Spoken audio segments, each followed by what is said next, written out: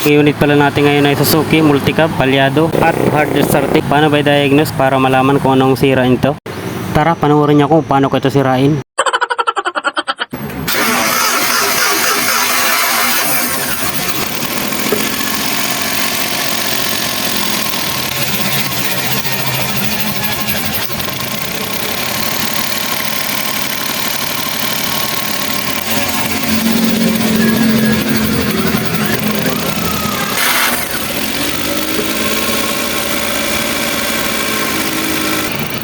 Bagay niyang ano.